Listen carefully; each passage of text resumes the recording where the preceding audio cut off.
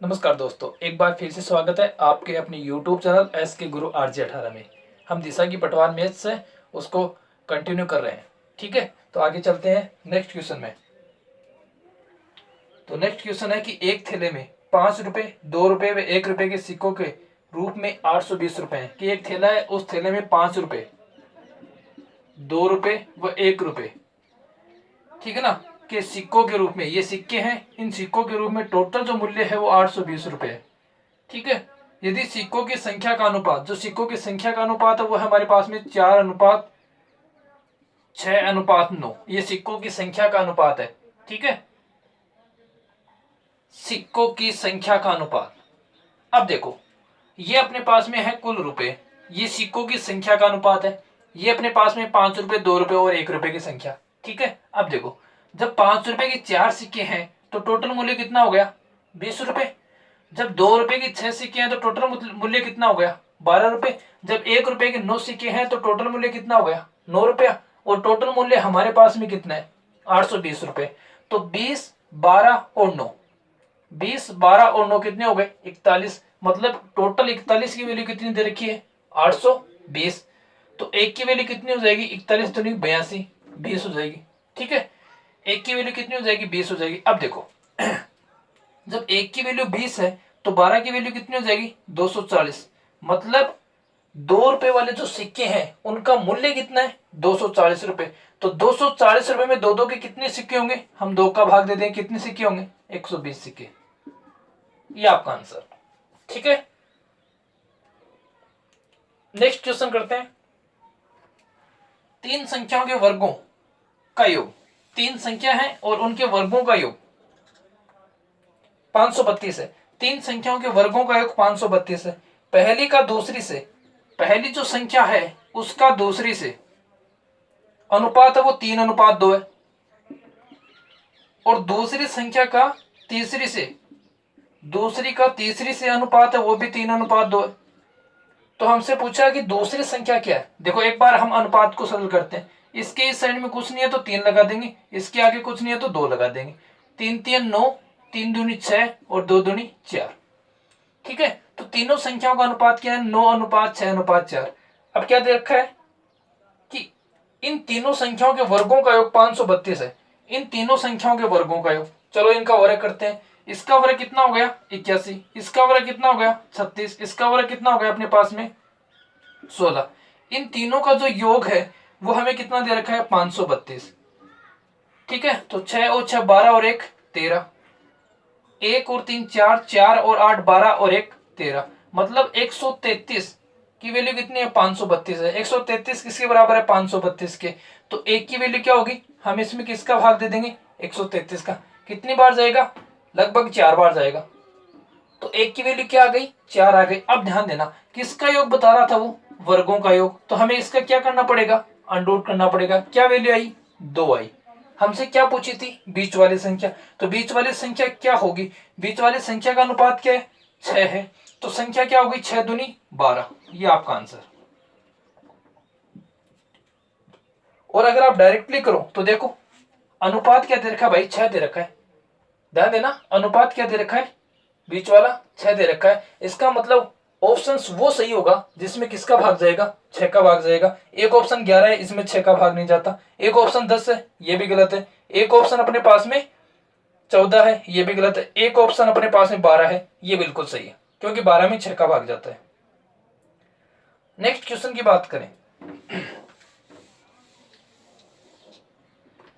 तो next question है 1638 विद्यार्थियों, 1638 विद्यार्थी के स्कूल में छात्रों और छात्राओं की संख्या का अनुपात, मतलब लड़कों और लड़कियों की संख्या का अनुपात है वो अपने पास में है 5:7।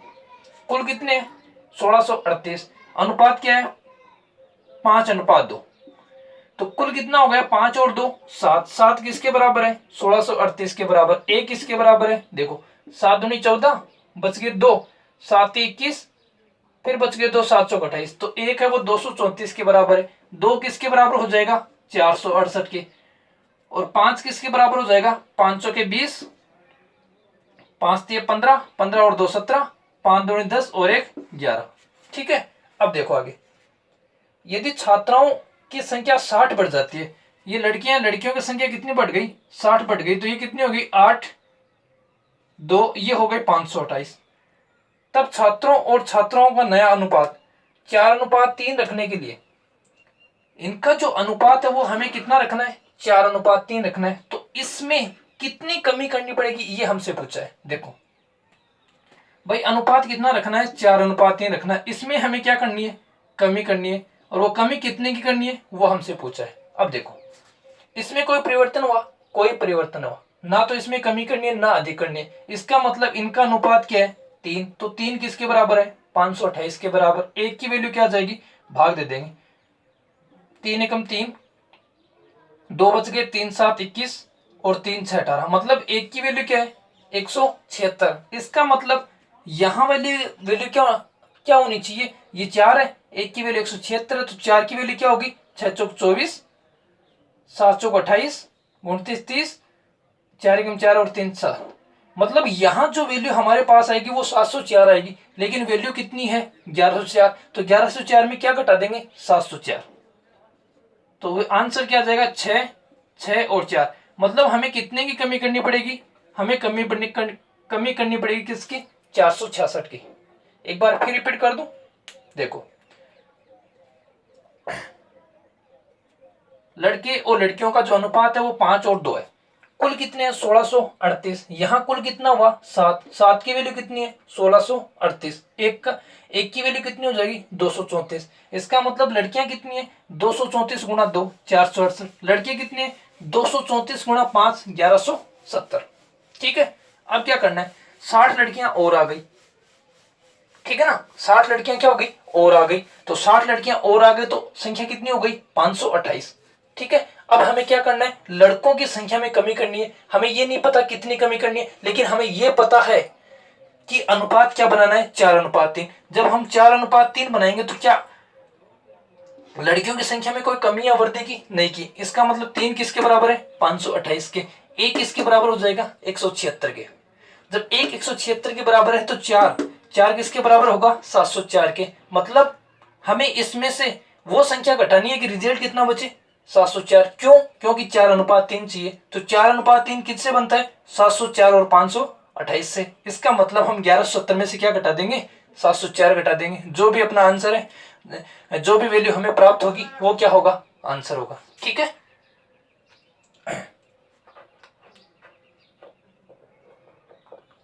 Next question.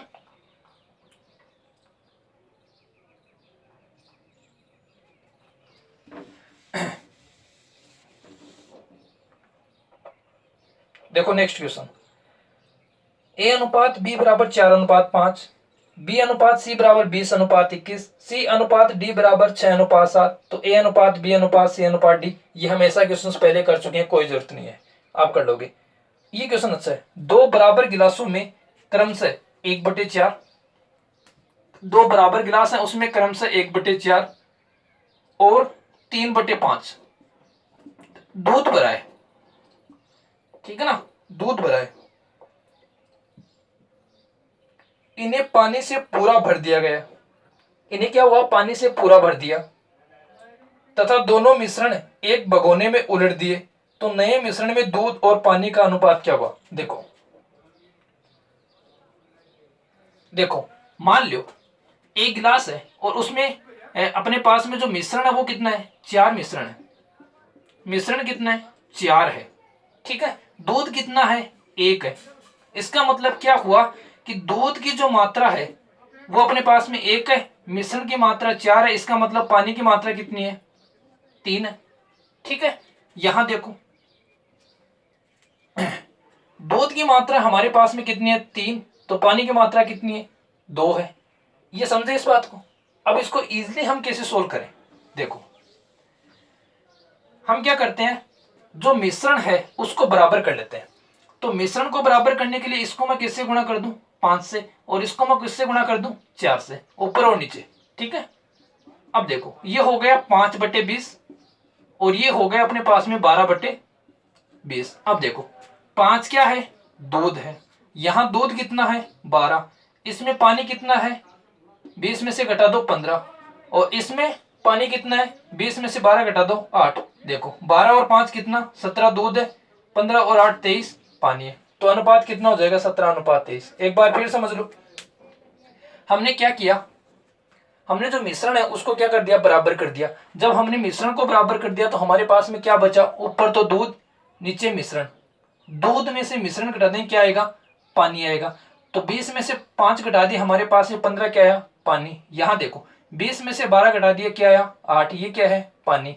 तो 5 और 12 कितना हो गया, 17। 17 लीटर दूध है, 15 और 8 23 लीटर क्या है, पानी। इजिली हमने इसका सॉल्यूशन कर दिया। नेक्स्ट क्वेश्चन की बात करें।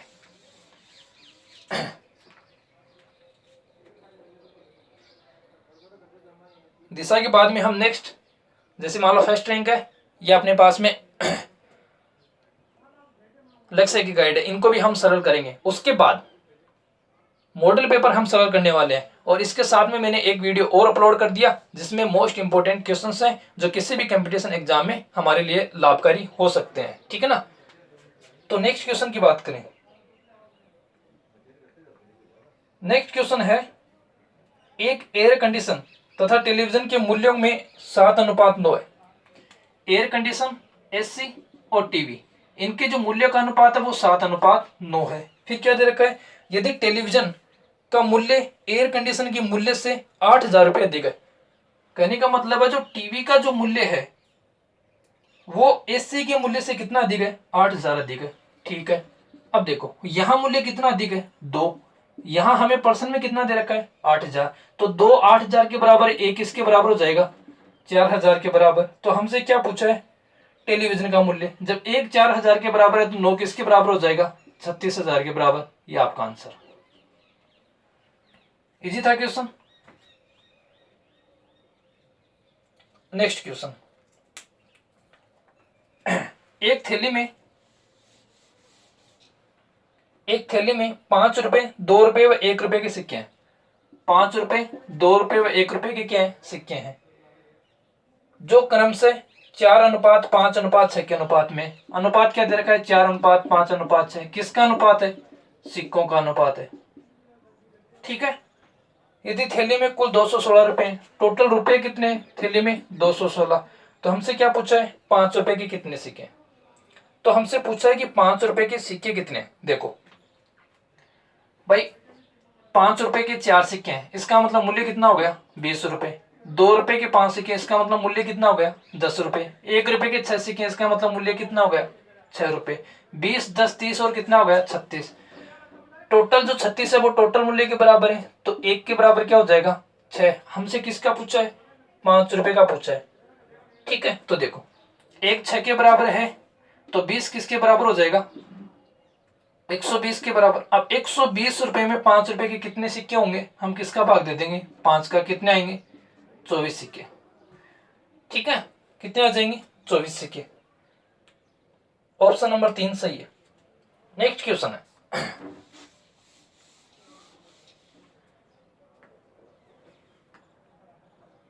नेक्स्ट क्वेश्चन है, x प्लस वाई अनुपात y प्लस जेड अनुपात x प्लस जेड। इनका जो अनुपात दे रखा है वो हमें दे रखा है 2:3:4। फिर x plus y plus z बराबर 27 दे रखा है। x plus y plus z बराबर दे रखा है 27। तो हमसे पूछा है जेड बराबर कितना। देखो मान लेते हैं कि x प्लस वाई बराबर क्या है, 2a है। 2a हमने मान लिया।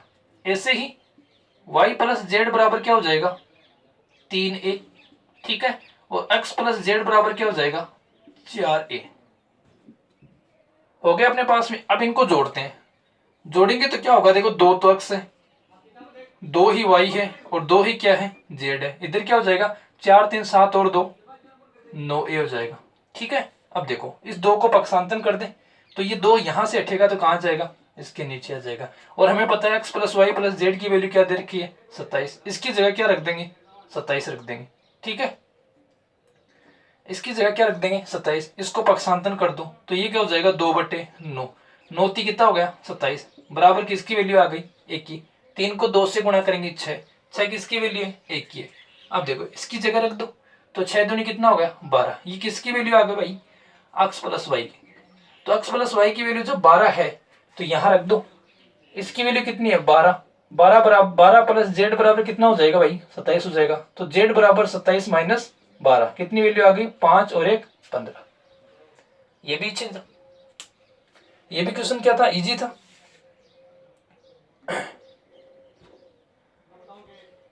इसके बाद में नेक्स्ट क्वेश्चन की बात करें तो 3 संख्याएं ऐसी प्रतीत होती हैं जिनका अनुपात 4 अनुपात 5 अनुपात 6 उनके वर्गों का योगफल हमें इतना दे रखा है। तो हमसे पूछा है वो संख्याएं कौन सी है, ठीक है ना। तो देखो अनुपात क्या दे रखा है 4 अनुपात 5 अनुपात 6। इनके वर्गों का योग कितना दे रखा है, इनके वर्गों का योग दे रखा 1232, ठीक है। इनका वर्ग 4 का वर्ग 16, 5 का 25, 6 का वर्ग 36, टोटल कर लेते हैं। तो 6 5 11, 11 और 6 17, 3 2 5 और 1 6, 6 और 1 7, मतलब स्वतंत्र किसके बराबर है 1232 के बराबर। तो एक की वैल्यू क्या आ जाएगी, एक की वैल्यू देखो लगभग कितनी आएगी, 10 बार देंगे 770, 11 12 16, लगभग 16 आ जाएगी, ठीक है। अब देखो वर्ग के बराबर है, इसका मतलब हमें इसका क्या करना पड़ेगा अनरूट करना पड़ेगा। तो एक की वैल्यू क्या आ जाएगी 4 आ जाएगी। तो जब एक की वैल्यू 4 है इसका मतलब पहली संख्या 4 4 16, दूसरी 4 5 20 और तीसरी 4 6 24। ये अपना आंसर, ठीक है। नेक्स्ट क्वेश्चन है 3 संख्याओं का योग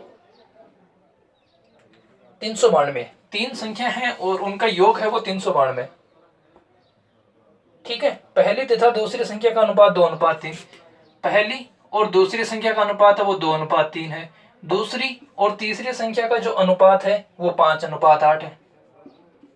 इसके आगे जगह खाली है तो 3 रख देंगे, इसके पीछे जगह खाली है तो 5। तो अनुपात क्या हो जाएगा 10 15 और 24, ठीक है। तीनों संख्याओं का योग कितना है 392, इन तीनों का योग 392।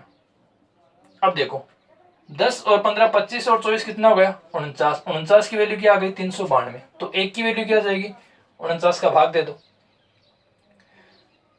तो 9 8 72, लगभग 8 आ रहा है, ठीक है ना। देखो हमें 9 को 2 से मैच करवाना है, इसका मतलब 9 दूनी 18, 9 तीन 27, 9 चौक 36, 9 पंजे 45, 9 छह 54, 9 7 63, 9 8 72, ठीक है। फिर 8 चौक 32 और 32 और 7 39। एक की वैल्यू क्या आ गई 8 आ गई, ठीक है। क्या पूछा हमें, तो पहली संख्या क्या है, जब एक की वैल्यू 8 है तो पहली संख्या 10 8 कितना हो जाएगा 80 हो जाएगा। ये आपका आंसर,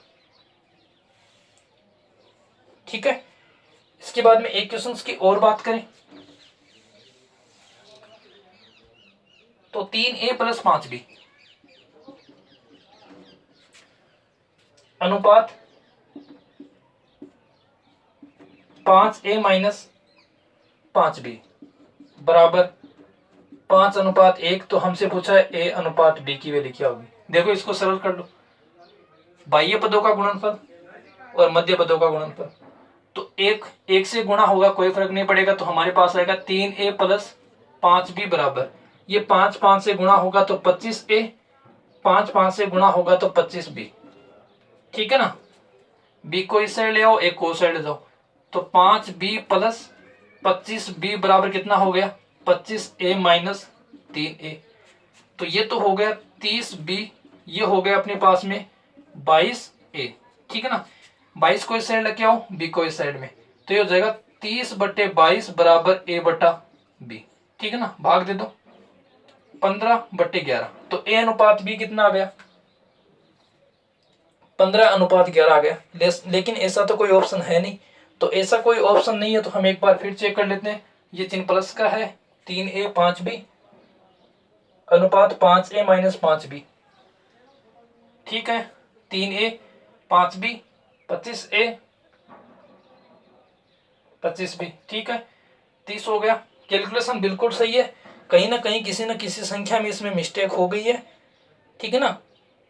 कहीं ना कहीं इस क्वेश्चन की कोई ना कोई संख्या है उसमें कोई ना कोई मिस्टेक हुई है जिसके कारण से आंसर मैच नहीं हो रहे हैं। बाकी अपनी जो कैलकुलेशन है वो बिल्कुल सही है, अपना जो आंसर है वो बिल्कुल सही है अगर इस क्वेश्चन की बात करें तो, ठीक है।